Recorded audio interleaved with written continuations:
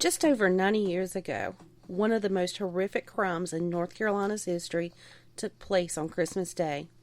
In rural Stokes County, Charlie Lawson bludgeoned and shot his wife and 7 children before turning the gun on himself. And that, ladies and gentlemen, is our subject today on Weekend Weird Files.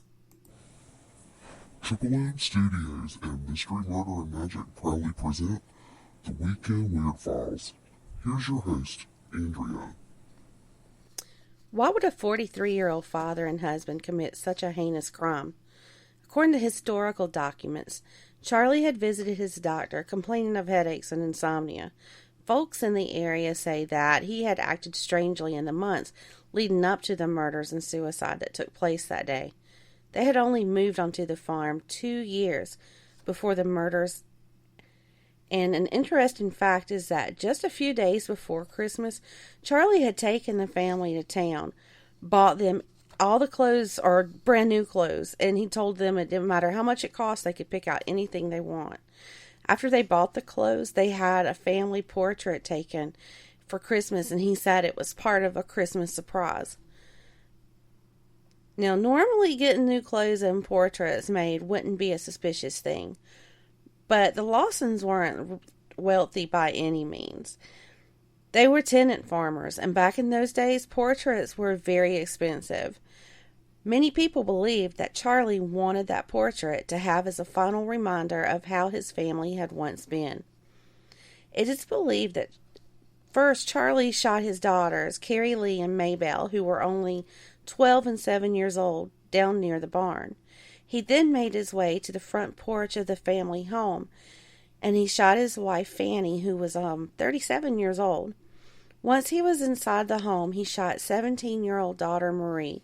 Then he bludgeoned the youngest kids, 4-year-old James, 2-year-old Raymond, and even a 3-month-old named Mary Lou. Next, he headed into the woods with the 2 family dogs and 2 shotguns. He stopped at the creek and washed the blood off of his hands. Footprints showed that he had paced a circle around a tree before he finally shot himself.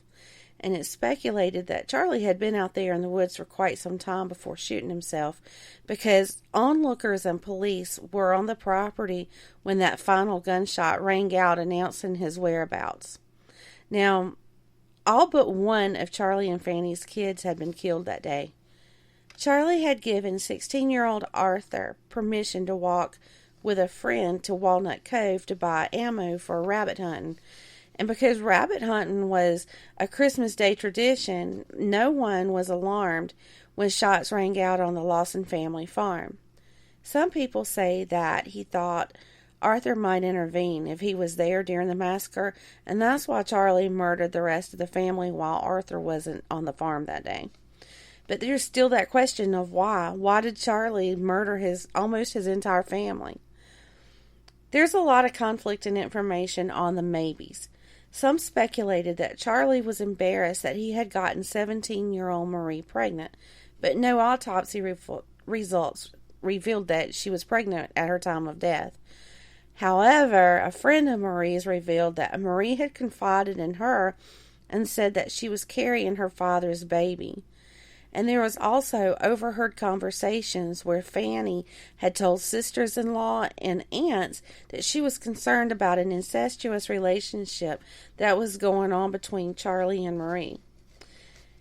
And if you take a look at the Christmas portrait that I talked about earlier, it looks like maybe there's the beginning of a baby bump on Marie. And it could be just how the dress was made, but it really does look like she was in the early stages or the early months of pregnancy. And that portrait, if you go to the Facebook page, the official Facebook, I can't talk, page, I'll have the pictures that I'm talking about. And there's even more confusion concerning Charlie, because results from tests done on Charlie's brain at Johns Hopkins Medical University in Baltimore revealed that Charlie's brain was small in size, and that the portion in the center of the brain was underdeveloped. So, it could be possible that he had some type of mental illness that caused him to snap that day.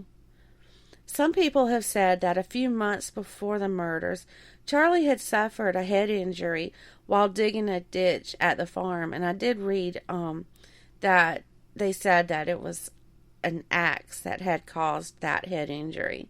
Now, they say that he was never the same after that. Charlie left two partial notes, I should say, in his pockets that were written on tobacco auction receipts. One read, "Trouble can cause," and the other one read, "Simply to blame." Now, the family was laid to rest 2 days later after they were murdered on December the 27th, 1929, at the Browder Cemetery near Germantown. Little Mary Lou was placed in her mother's arms, and they were buried together in the same casket. That part really got to me when I was reading about this, because the whole thing is just terribly sad. And the entire family was buried in one massive grave.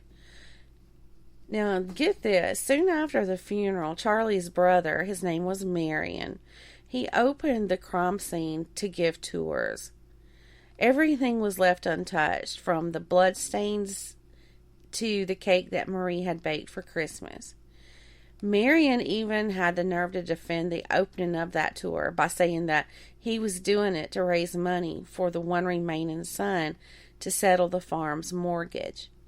Thousands of people visited the farmhouse from all across the country, including John Dillinger, the infamous mobster who had just escaped from prison along with his girlfriend.